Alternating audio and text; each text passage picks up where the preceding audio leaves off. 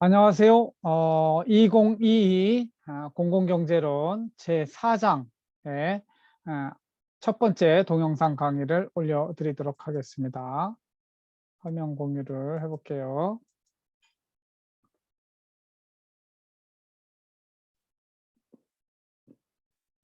행정학도를 위한 공공경제론 제4장입니다.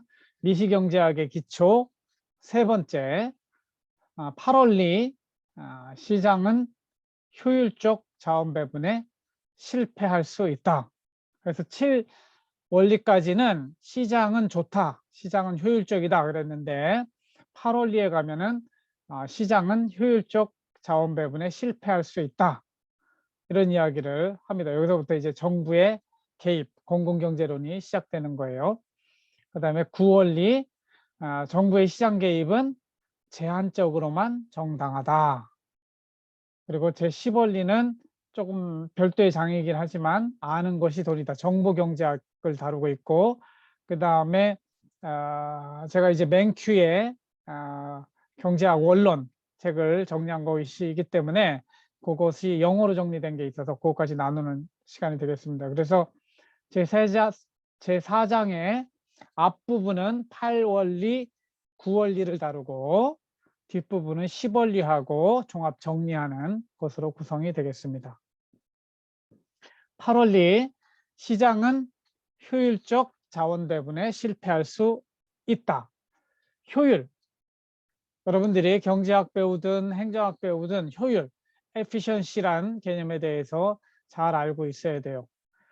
사전적으로는 인풋, 아웃풋의 개념입니다. 들인 노력과 얻은 결과의 비율이 되겠습니다. 이것은 효과하고는 차이가 있는데, 효과는 결과만을 보는 걸 효과라고 그래요. 어떤 목적을 지닌 행위에 의하여 드러나는 보람이나 좋은 결과, 효과가 있다 그러면 결과만 좋으면 효과가 있는 거예요. 그러나 효율 그러면은 들인 노력, 인풋을 함께 고려하는 거죠. 인풋 대비 아웃풋의 비율 개념이다, 이렇게 이해하시면 될 것 같습니다. 영어 사전에는 형용사로는 efficient, 또 명사로는 efficiency 이렇게 하고 있습니다. efficient, capable of producing desired results without wasting material, time, or energy. 우리가 모든 것이 희소하다고 그랬잖아요. 희소하기 때문에 최소의 노력으로 최대의 효과를 보는 것, 이게 효율이에요. efficiency, the ability to do something or produce something without wasting materials, time, or energy. The quality or degree of being efficient. 그래서 명사형이 efficiency 이렇게 한다는 것이죠. 시장 경제 하에서 효율성은 어떻게 확보되는가? 요 키 컨셉은, 효율성은 어디에서 나오냐면 경쟁을 통해서 나옵니다. 경쟁, 컴피티션. 그래서 이 경쟁을 하이에크는 뭐라고 부르냐면 디스커버리 프로시저, 발견 절차라고 그래요. 누가 잘하나, 누가 더 효율적인가 알려면 경쟁을 붙여보면 돼요. 경쟁에서 승리한 자에게 큰 상을 준다, 이렇게 하면 사람들이 가장 효율적인 점을 찾아서 행동하게 된다는 것이죠. 이 시장에서 이루어지는 소비자 간의 경쟁, 또 생산자 간의 경쟁이 바로 효율성을 확보하게 만든다. 이것이 시장 경제의 원리가 되겠습니다. 그래서 is the competitive market efficient 이렇게 되어 있잖아요. 경쟁 시장은 효율적인가, 이렇게 하는 것이죠. 그래서 시장의 생산자는 이 공급 곡선으로 대표되는 경쟁을 하고, 소비자는 이 소비 곡선, 즉 수요 곡선으로 대표되는 경쟁을 합니다. 그래서 시장에서 생산자와 수요자가 만나는 요 시장 가격, 즉 여기서 15가 시장 가격 또는 균형 가격이라고 합니다. 수요와 공급이 균형을 이루었다 그래가지고 균형 가격 하에서 생산자도 소비자도 결국 효율적인 소비, 효율적인 생산하는 점이 된다 이거죠. 그래서 이 사회적으로 이 삼각형만큼의 사회적 잉여가 발생하고 요 위쪽 부분 삼각형을 소비자들이 누리는 잉여, 소비자 잉여라고 부르고 이 밑에 부분 삼각형을 생산자들이 누리는 잉여, 생산자 잉여 이렇게 부르는 것이죠. 그래서 인간이 만들어낸 제도 중에서 가장 효과적인 제도를 시장, 마켓이라고 이렇게 부르는 겁니다. 그래서 여러분들도 인터넷에서 찾아보면 인터넷이 요즘은 시장이잖아요. 가장 잘 만드는 기업 인터넷에서 찾아볼 수 있어요. 그리고 소비자들도 가장 효율적으로 소비하려면 인터넷에서 정보를 검색해 보면 그중에서 가장 효율적인 그리고 합리적인 소비를 할 수 있죠. 그래서 요즘은 그 인터넷이 발달되어 있기 때문에 사실상 이 시장이 거의 완전 경쟁 시장으로 가고 있습니다. 그래서 동일한 제품에 대해서는 가장 싸게 만들어서 파는 그런 기업들이 성공하게 돼 있고 동일한 가격이라면 어떻게든 더 좋은 질을 만들어내는 그런 기업들이 살아남게 돼 있는 이런 것이 시장 경쟁이라고 볼 수가 있겠습니다. 그래서 기업과 산업으로 볼 때는 여러분들이 이 개념은 조금 어려울 수 있는데 산업에서는 아까 이야기한 수요 공급 곡선에 의해서 시장 전체 균형이 이루어지고요. 개인 기업에 있어서는 개인 기업에서 시장 가격이 주어지면 거기에 맞게 한계 MC라고 하는 게 한계 마지널 코스트입니다. 이게 쇼텀 단기에 장기에 이거 여러분들이 이해하기 쉽지 않지만 결국 이래서 시장에서도 기업들도 가격하고 한계 비용하고 일치하는 지점에서 생산을 하게 돼 있어요.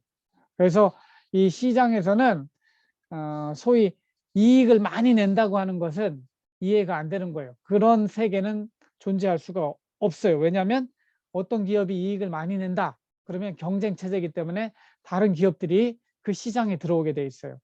그래서 결국은 장기적으로는 정상 이윤이라고 하는데 인건비 주고 최소한의 세금 내고 이런 정도만 이익만 내는 아주 폭리를 취하는 그런 기업들이 없고 경쟁이 제대로 보장이 된다면 그래서 사실은 부동산 가격 오른 것도 시장 경제 원리로 따지면 이 공급 이쪽에 너무 독점자들이 있는 거예요. 건설업자들이라든가 정부 부분에서 공급이 너무 줄어가지고 부동산 시장이 엄청 올랐는데 사실은 경쟁이 치열하게 되면은 부동산 시장도 경쟁이 치열하게 되면은 사실은 부동산 가격이 그렇게 올라갈 수가 없는 것이죠.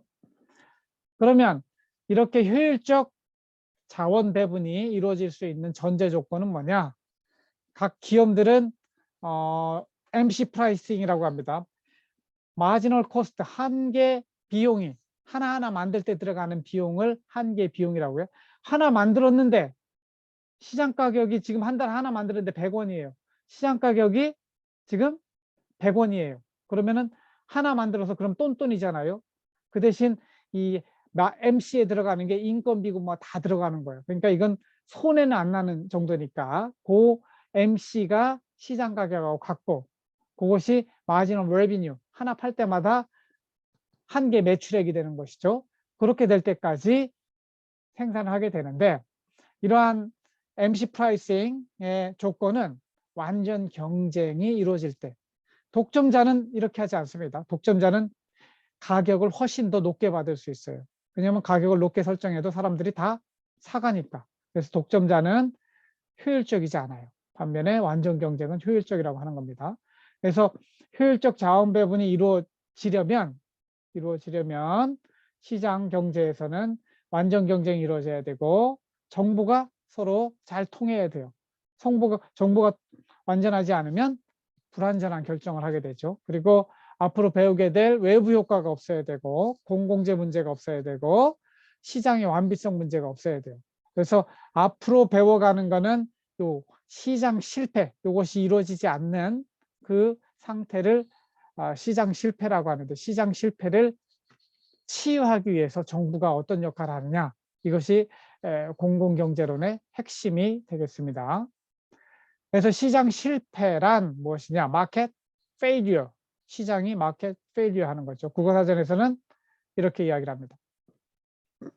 민간의 자유로운 의사결정으로 경제 활동이 이루어질 때 시장이 효율적인 자원 배분을 이뤄내지 못하는 현상을 효율성 실패 또는 시장 실패라고 한다는 거죠.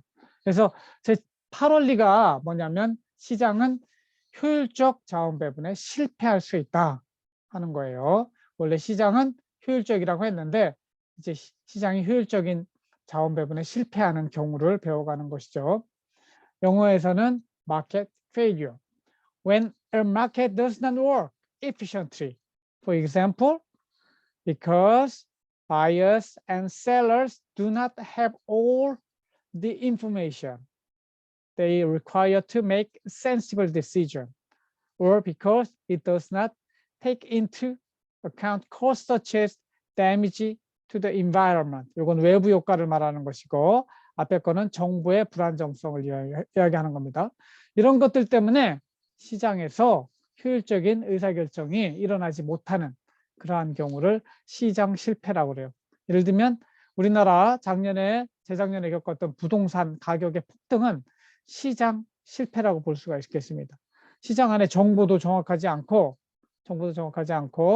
그리고 환경적인 이거는 아니지만 이 시장 정보, 그래서 저는 아파트 가격의 원가 공개를 주장합니다. 원가가 좀 시장에 충분히 알려져 있다면 저놈들 너무 이렇게 이익을 많이 보는데 그 이익 보지 못하도록 어떻게 개입할 여지도 있고 시장이 좀 돌아갈 여지가 있는데 우리나라는 그 부분이 막혀 있기 때문에 시장 실패가 왔다고 볼 수 있는 것이죠. 그 다음에 시장 실패의 원인 아까 살펴봤지만 앞으로 한 장씩 하나씩 때려잡을 겁니다. 그래서 공공재의 특성, 그 다음에 외부 효과, 독점, 정보의 비대칭성, 기타 거시적 시장 실패라고 불리는 소득의 불평등 문제, 이런 것들을 앞으로 이제 미시경제학의 기초가 끝나면 그때부터 공공재부터 하나씩 배워갈 것입니다. 오늘 이 시간은 맛보기니까 그냥 개념이 이런 개념들이 있다, 이렇게 이해하시면 될 것 같아요. 그래서 공공재라고 하는 거는 맛보기로 보면은 우리가 공공재, 공공경제 이렇게 하잖아요. 그러니까 공공재, 공중이 공동으로 사용하는 물건이나 시설을 의미합니다. 주로 도로, 항만, 교량, 공원 따위를 이루고요. 경제학적인 전문 용어로 이 공공재는 우리가 이렇게 부르는 거하고 다르게 비경합성과 비배제성, 배제 불가능성 두 가지 특성을 지닌 재화를 경제학적 전문 용어로는 공공재라고 부릅니다. 영어로는 public good. A public good is often, though not always, underprovided. 과소 공급되는 문제가 발생해요. In a free market, because it characteristics of non-rivalry, 이게 비경합성입니다. And non-excludability, 배제 불가능성이죠. mean there is an incentive not to pay, 인센티브가 작동되지 않는 이런 특성 때문에 in a free market, firms may not provide the good as they have difficulty charging people for their use. 이 프리 마켓에서는 자유경쟁 시장에서는 이런 공공재가 생산되지 않거나 거의 underprovided, 과소 공급될 수밖에 없는 것이죠. 그에 대한 대가가 치러지지 않기 때문에. 넘버원 원리가 뭐라고 그랬어요? 경제의 넘버원, 세상엔 공짜가 없다고 그러는데 여기는 공짜를 추구할 여지가 있기 때문에 그런 거예요. 나중에 좀 더 자세히 살펴보겠습니다. 그 다음에 외부 효과의 맛보기. 외부 효과. 시장 내부에서만 돌아가면 효율적인데 시장 외부에 미치는 효과가 있다고 해서 시장 바깥에 나가는 externality라고 이렇게 부릅니다.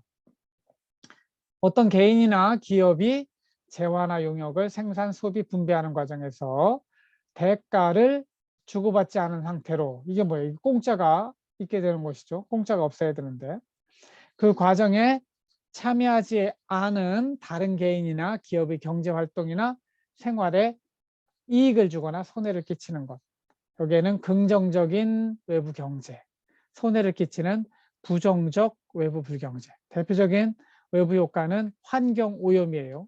환경 오염, 다른 사람 일부러 환경 오염 시키려고 하지 않는데도 자동차가 빵 하고 지나가면은 주변 사람들에게 피해를 끼치죠. 이런 것들을 외부 효과라고 이렇게 부릅니다. Externality.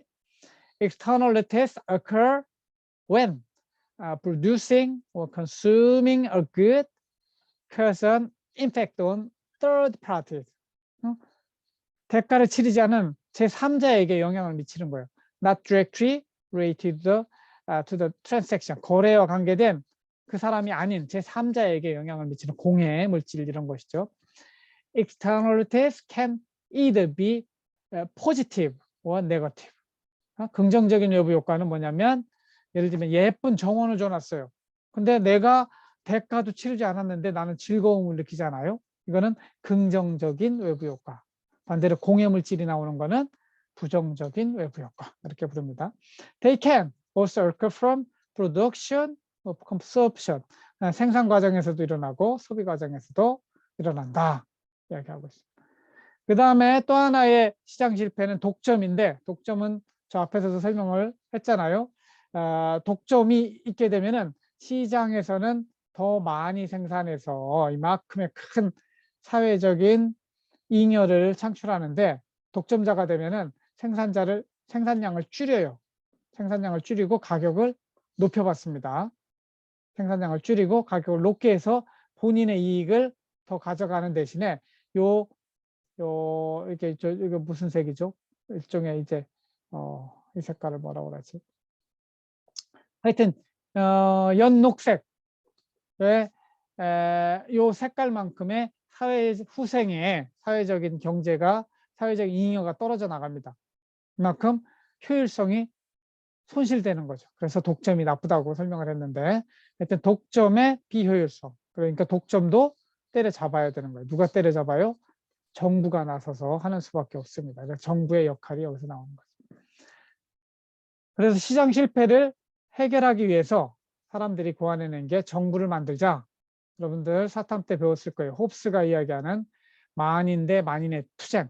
이 세상은 그냥 놔두면 만인 대 만인의 투쟁이기 때문에 정부를 만들어가지고 질서를 잡고 거기에 군대도 만들고 경찰을 만들어야 된다는 거죠. 그러면 자율적으로 군대 가는 사람이 있을까요? 쉽지 않아요. 자율적으로 군대, 경찰 만드는 사람이 있을까요? 안 되는 거죠. 그러니까 강제력을 통해서 정부를 만들자. 그렇다면 진짜 강제력을 지닌 정부만이 답인가에 대해서 코우즈와 같은 사람은 아니다. 자발적으로 우리들의 필요를 따라서 스스로 해결할 수 있다. 이게 강제력 없는 자발적 협상에 의한 문제 해결입니다. 그러니까 굳이 만인 대 만인의 투쟁을 해결하기 위해서 강제적으로 군대를 만들고 경찰을 만들어도 우리 자율방범대를 만들고 하잖아요. 그러니까 군대도 의병으로 만들 수 있다. 뭐 이런 식의 관점이 가능한 것이죠. 그러나 사실상 병역과 경찰 이 영역에서는 강제력이 필요하고, 그러면 사회복지 이런 쪽에도 강제력이 필요할까? 이런 것들은 생각해 볼 여지가 있겠죠. 그래서 그 부분에 있어서는 자발적 협상 이런 것들이 제가 이야기하는 자발적 공동체 이런 것들이 논쟁의 여지가 있게 됩니다. 이렇게 해서 8원리는 시장은 효율적 자원 배분에 실패할 수 있다는 게 제 8원리가 된다는 것이고, 그래서 이 시장 실패는 시장의 정부가 개입할 수 있는 정당성을 부여합니다. 그러나 제 9원리에 가면은 정부가 이렇게 시장에 개입하는 것은 항상 정당한 것은 아니다. 즉 제한적으로만 정당하다. 이게 9원리가 되겠습니다. 그럼 정부란 무엇인가? 정부는 국어사전에 보면은 입법, 사법, 행정의 3권을 포함하는 통치기구를 통틀어 이르는 말이고, 행정 3권 분립에 의하여 행정을 맡아보는, 이게 위에 게 광의의 정부라고 하면 행정만 따로 떼서는 협의의 정부 이렇게 이야기합니다. 그래서 우리나라 대통령은 국가 전체 3권을 다 대표한다는 의미에서는 국가 원수라고 하고, 행정부만 대표할 때는 행정부의 수반이라고 하죠. 헌법에서 배우는 내용이 되겠습니다. 영어로 government 보면 the body of persons that constitutes the governing authority of a political unit or organization. The organization, machinery, or agency through which a political unit exercises authority and performs functions, and which is usually classified according to the distribution of power. 권력 분립이라고 그러죠. 권력 분립이 뭐예요? 상권 분립, 입법, 사법, 행정. distribution of power within it 이렇게 됩니다. 여러분들 이 영어로 해놓은 거 다 사전 찾아보면서 이렇게 배우도록 하세요. 여러 과정에서 여러분 영어도 같이 공부하는 겁니다. 그러면 이런 정부는 어떤 특성을 지녔는가? 첫째, 헌법과 법률에 기초하여 강제력을 지닙니다. 정부의 가장 큰 특징은 공권력, 강제력을 지녔다는 겁니다. 두 번째, 자유로운 시장에 대한 개입자입니다. 시장에 대해서 개입을 합니다. 권력적 수단으로 공기업을 통해서 직접 전기를 생산하기도 하고 수도를 생산하기도 하고, 간접적인 수단으로서는 규제를 하기도 합니다. 어떤 경우에는 보조금을 주고 유인하기도 합니다. 인센티브라고 하죠. 어떤 때는 벌금을 매기기도, 환경오염 업체에 대해서 벌금을 먹이기도 합니다. 그럼 이 정부는 왜 필요하냐?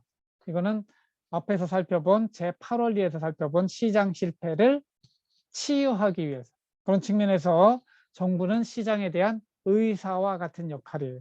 정부가 아픈 거죠.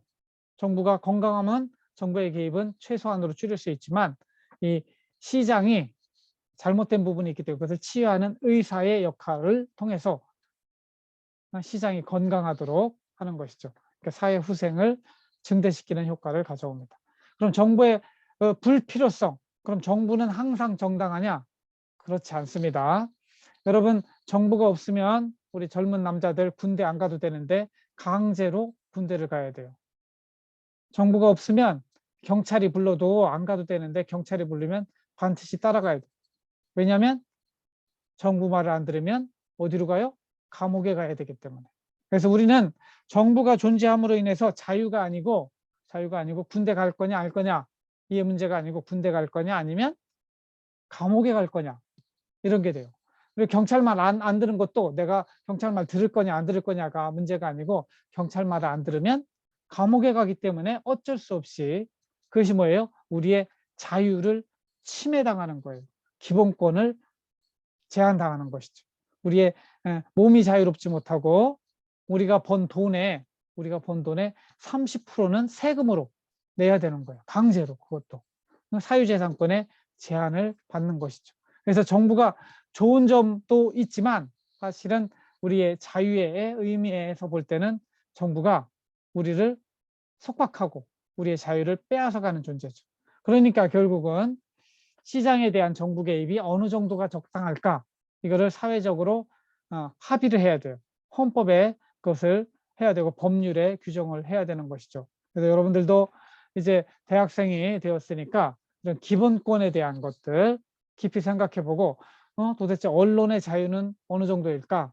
그리고 프라이버시는 어떻게 보호되어야 될까? 이런 부분들이 다 정부의 영역이 되겠습니다. 그래서 정부가 어느 정도 개입하는 것이 국민의 행복을 추구하는 데 가장 적절한 수준일까? 이런 것들을 고민해 볼 필요가 있습니다. 당장 우리 재정학 측면에서는 세금을 얼마 내는 게 적절할까? 이런 것들 살펴볼 필요가 있는 것이죠. 그래서 정부가 지나치게 개입을 크게 하면 오히려 국민의 행복이 뒤떨어져요. 지금 러시아 전쟁하고 있잖아요. 우크라이나 이런 것처럼 푸틴 같은 독재자가 정부를 독점해가지고 저렇게 지배하면 국민들의 행복이 오히려 줄어들 수 있는 것이, 그런 것들이 다 뭐라고 하느냐, 시장도 실패하듯이 정부도 실패한다. Government failure라고 이렇게 부릅니다. 그래서 정부 실패라고 하는 것은 시장 실패를 바로잡기 위한 정부의 개입이 오히려 자원 배분의 효율성을 떨어뜨려서 국민의 행복을 떨어뜨리는, 행복을 감소시키는 그런 현상을 정부 실패라고 부른다. 정부의 정보 부족이나 관료주의적 속성. 여러분들이 공무원이 된다고 그랬을 때 공무원이 정말 국민을 위해서 일하지 않고 자기 주머니에 돈을 나고 비리만 저질리고 부패만 하고 그러면은 이것도 정부 실패에 들어가는 거예요. 그리고 정책을 수행해야 되는데 정책을 제대로 수행하지 않아서 오히려 세금만큼도 효과가 나타나지 않으면 이런 것들도 다 정부 실패라고 부르는 거죠.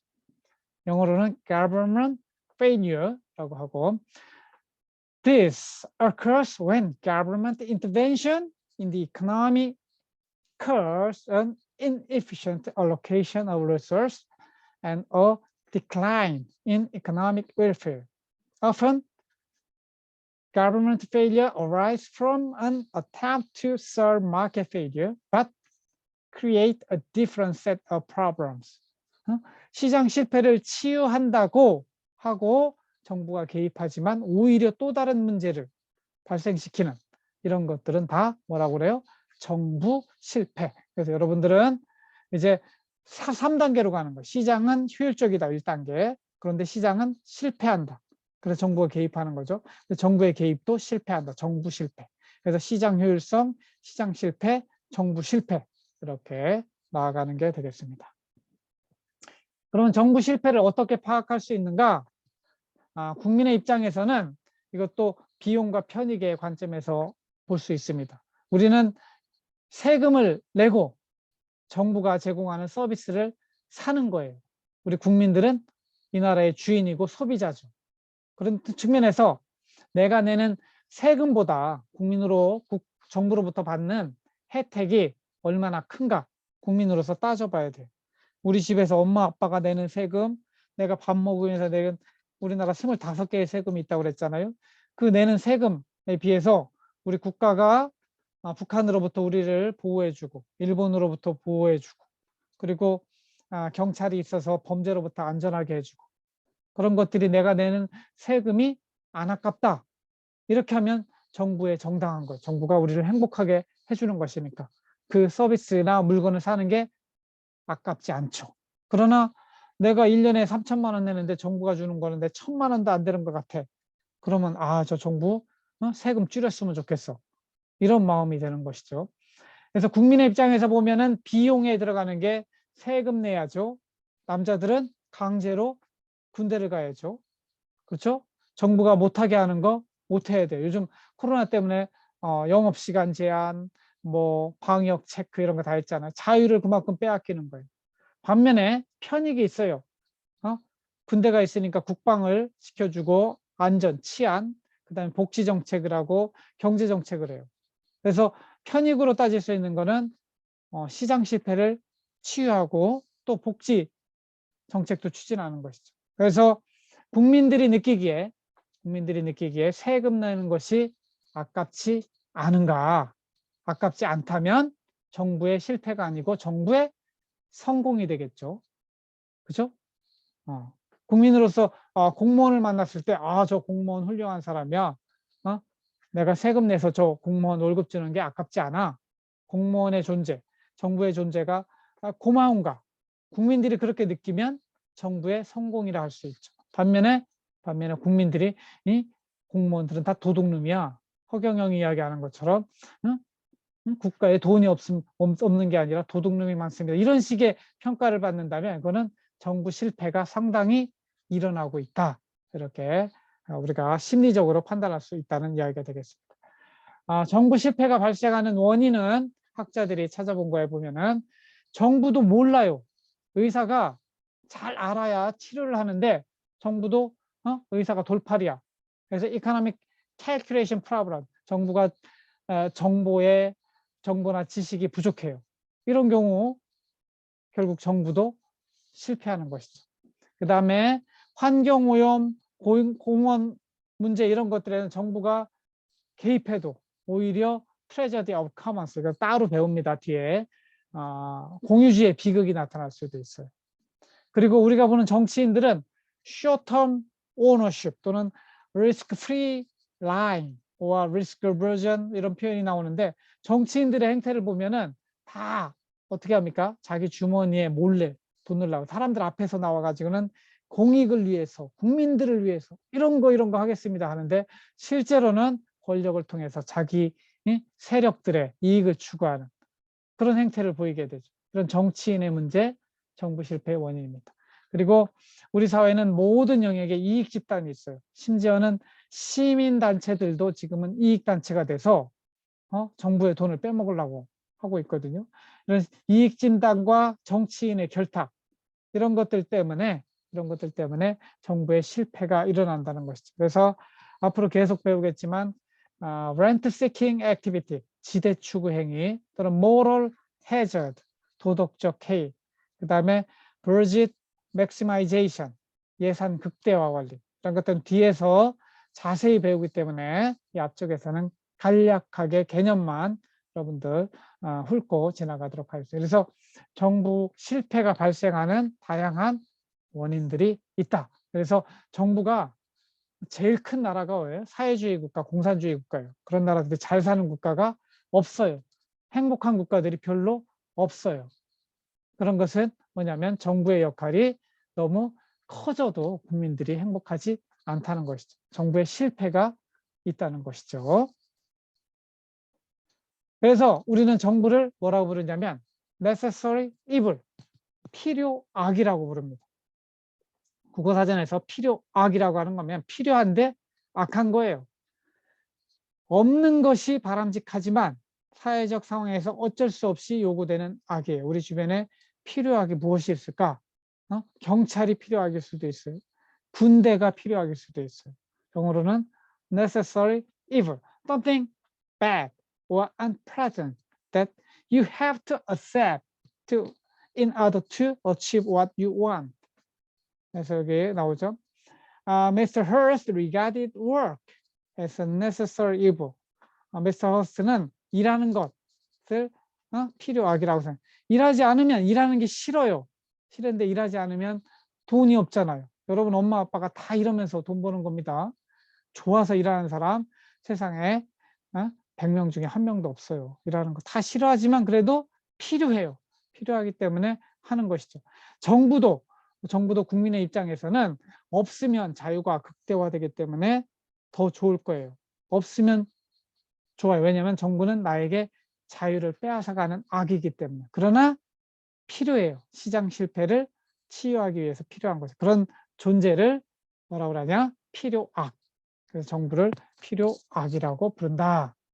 그러면 한 국가에서 정부와 시장의 비중은 또 어떻게 정하는 게 좋을까요? 즉 이것은 세금을 얼마 내면 좋을까요? 이거를 조세 부담률 또는 국민 부담률 그럽니다. 조세는 순수하게 25가지 세금만 내는 걸 조세 부담률, 그리고 거기에 우리 국민 부담률에 들어가는 거는 여러분들이 아직 내고 있지는 않지만 4대 보험이라는 게 있습니다. 국민연금보험, 건강보험, 실업보험, 산재보험 이런 것들을 내는데 그것까지 포함하면 그것도 다 강제로 내는 거거든요. 국민 부담률. 우리나라는 이게 조세 부담률로 따지면 20에서 25%, 국민 부담률로 따지면 거의 30%까지 이렇게 갑니다. 그래서 이 국민 부담률이 높으면 높을수록 큰 정부, 반면에 이것이 작으면 작은 정부 이렇게 이야기해요. 이걸 이제 돈으로 따지면 이렇게 따지고, 두 번째는 권리로 따지면 국민의 자유가 중요하냐 정부의 공권력이 중요하냐. 그래서 이거는 큰 정부 작은 정부보다는 권력이 센 정부, 강한 정부, 약한 정부 이렇게 나눌 수 있겠습니다. 그 다음에 공무원 비중으로 볼 수도 있어요.